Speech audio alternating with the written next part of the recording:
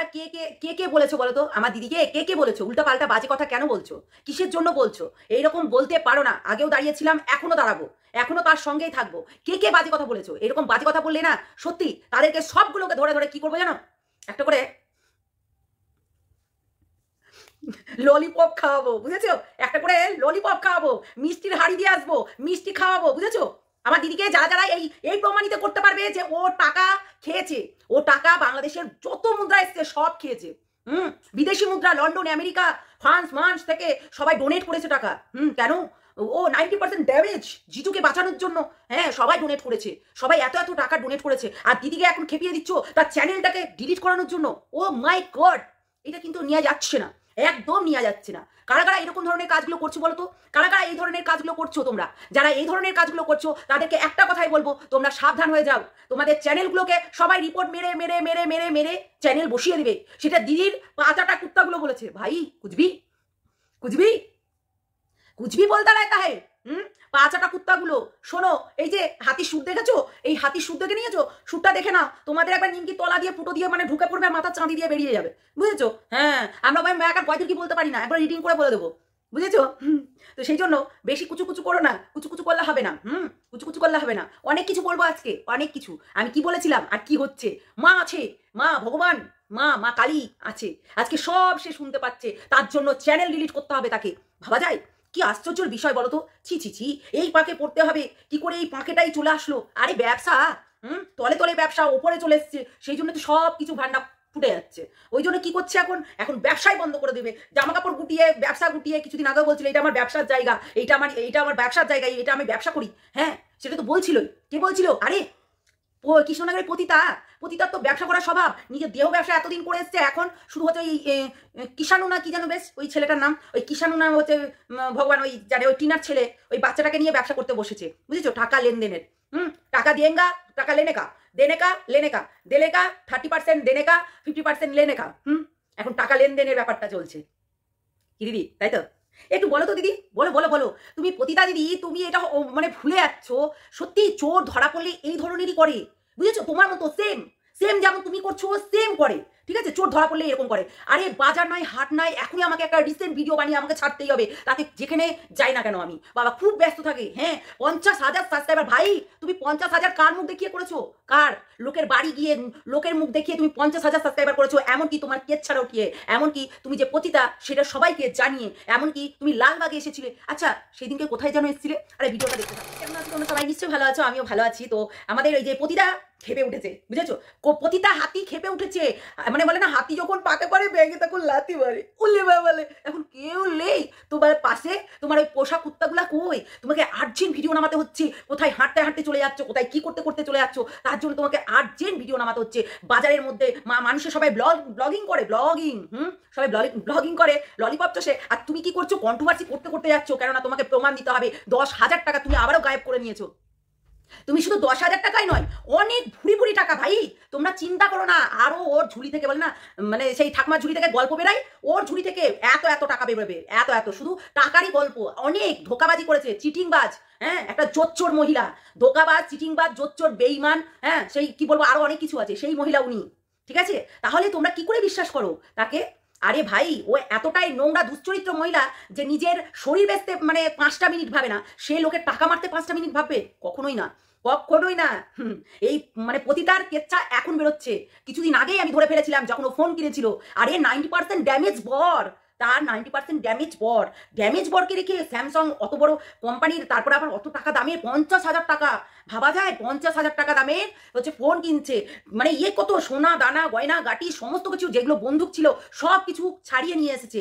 ভাই এই চটাম করে কি হয়ে যায় শুধু ইউটিউবের টাকায়? তারও আছে ওই যে গ্রুপ বাজিয়ে ওই করে। আর সেই জন্যই সেই দিনকার চ্যানেলটা কেন ডিলিট হলো, কেন এতদিন কেন ডিলিট হলো না, আর এখনই কেন হচ্ছে চ্যানেলটা ডিলিট হলো? কালকে রাত্রে সঞ্জয় দা যেই লাইভটা করেছে সেই লাইভটাই আমি দেখলাম যে চ্যানেলটা উড়ে গেছে। কিসের জন্য চ্যানেলটা ডিলিট হলো? কেন, কিসের জন্য? একটু মাথা খাটাও, একটু দিমাগ চালাও, তাহলে সব কিছু বেরিয়ে আসবে।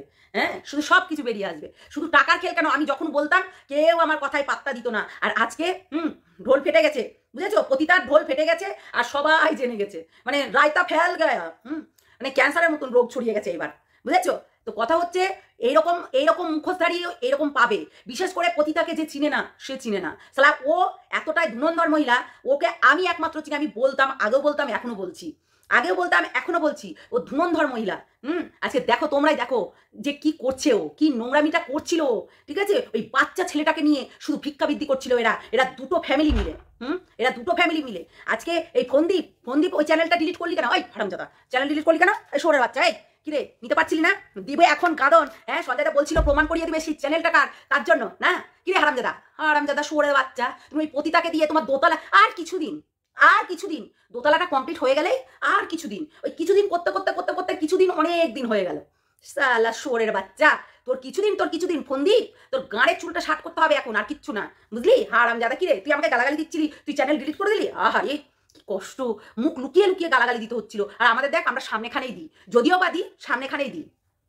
ভাব তাহলে তোর লেভেলটা কেমন আর আমাদের লেভেলটা কেমন। আরে বাড়ির মেয়ে ছেলেকে তুই যেভাবে টর্চার করেছিস, যেভাবে অত্যাচার করে বের করে দিয়েছিস, সেই ঘরে আবার পতিতাকে ঢুকাচ্ছিস। হ্যাঁ, এখন তোর ঘরে যেতে পারছে না পতিতার জন্য। আমরা যেই বলেছিলাম যে কেন ওই বাড়িতে যাই, দিন শুধু বাবা ওর ঘর থেকে ও শ্বশুর বাড়ির সঙ্গে ওর হচ্ছে পতিতা গিয়ে লন্ড ভন্ড করছে, আমি করেঙ্গা, হ্যাং করেঙ্গা, তান করেঙ্গা, ম্যান করেঙ্গা করছে। কিসের জন্য, কেন যায়, কিসের এত হচ্ছে অধিকার, কিসের অধিকার?